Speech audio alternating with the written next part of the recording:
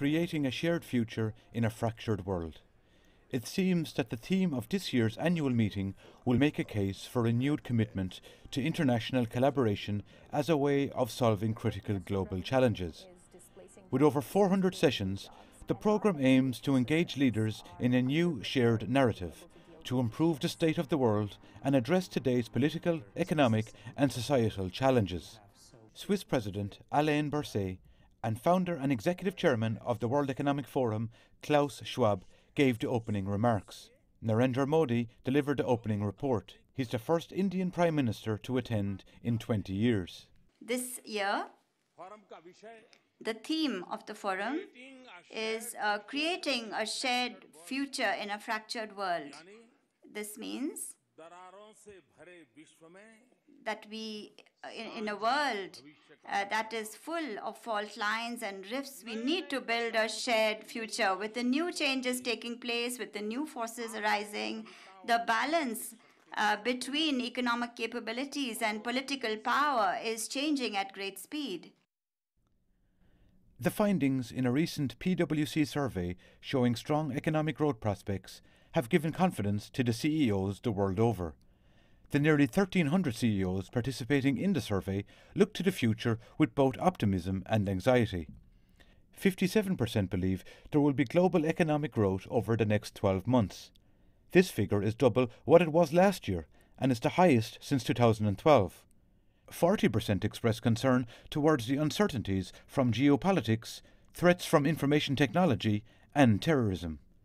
31% reveal worries towards climate change, given prolonged blizzards this past year. For the US, cutting taxes on corporations is expected to bring additional economic growth by 2020. But the IMF points out that regions with the fastest economic growth are still in Asia, especially China and India.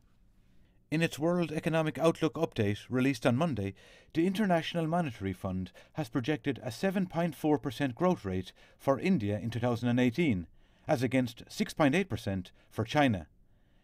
The IMF forecasts that India will be the fastest growing economy in 2018, but its Inclusive Development Index still lags behind China. French President Emmanuel Macron will give a speech on Wednesday. On Friday's closing day, US President Donald Trump will give a keynote address. Rory Coen, CGTN. Well, let's get more on the summit. Jack Barton joins us in Davos with an update on today's forum. Jack, welcome to the show. Now, of course, this year topics will range from the fractured global economy to sexual harassment as well to gender equality. What are the highlights of the first day?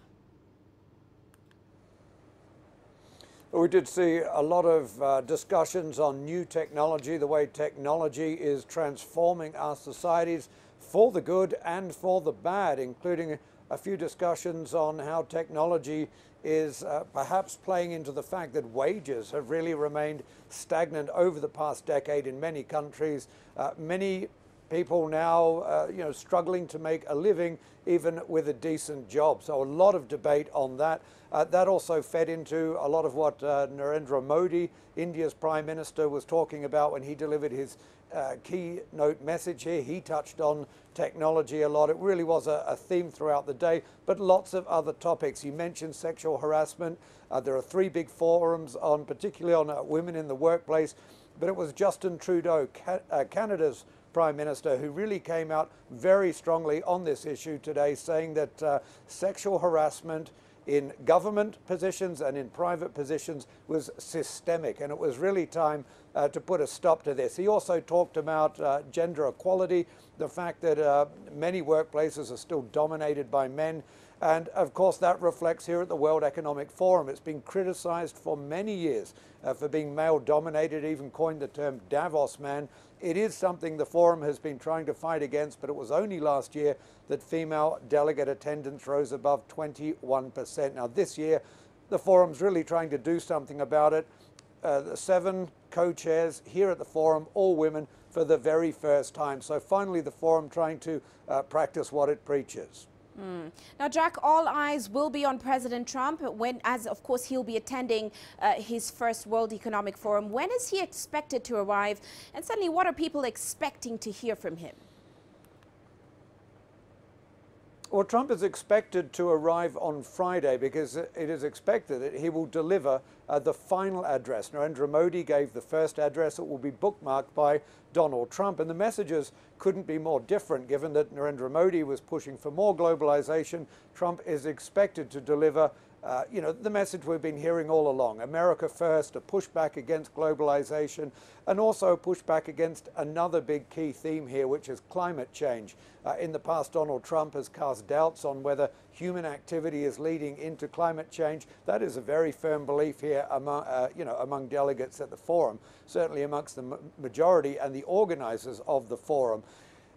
Donald Trump, though, in the past tends to thrive on, a sort of a powerful opposition, or he likes a lot of media attention. Here he may be disappointed because people are really, in many ways, being indifferent about his talk here. They think they already know roughly what it is he's going to say. They're not particularly interested in that message. In many ways, they're more interested in the message of former presidential hopeful Al Gore, who is also here this week, talking about the destruction caused by climate change and the efforts that should be made to try and, push back that and lower our carbon footprint. But yeah, look, a lot of talk about Donald Trump coming here. Some people saying they're hoping he delivers a more statesmanly message. But, most people in doubt, expecting to hear more of the same. Now, today we also saw a number of finance leaders, including CEOs from firms such as Blackstone and banks such as Credit Suisse, and they were discussing the banking and financial landscape. They all seemed quite optimistic about the future. What was the gist of that conversation? Yeah, that's right. We heard from Blackstone's CEO, Steve Schwarzman, really talking about the ebullience, the great mood around here at the moment. It really is the first time we've seen this in a long time, since before the global financial crisis in 2008. We've seen so many crises since that point: the European crisis, wars in the Middle East and North Africa, conflicts, doubts about whether China's economy could go on without a hard landing. Now, some of those issues have been settled. Some of those issues are still with us, but seem to be abating slightly. And on top of that, we see economies picking up in Europe, in the United States, and that's feeding into supporting the economies in many emerging parts of the world. So there really is an optimism, not just at that forum, but really right across the forum here. But you have to put that into contrast, because we've heard from one of those co-chairs here, Sharon Burrow, talking about those low wages. We're seeing the inequality gap rising, even though the big companies are making a lot of profits. That isn't being, from what we're told, shared to the workers. And also the charity Oxfam saying that it hasn't in any way halted rising inequality. And the figures that Oxfam have put out is that the 1% of the planet now controls 82% of the wealth. That's been debated by some of the delegates here. But even if that figure is half right or two-thirds right, it's still a staggering figure. Quite right. Well, many thanks, Jack, for that update. Jack Barton joining us there in Davos, Switzerland.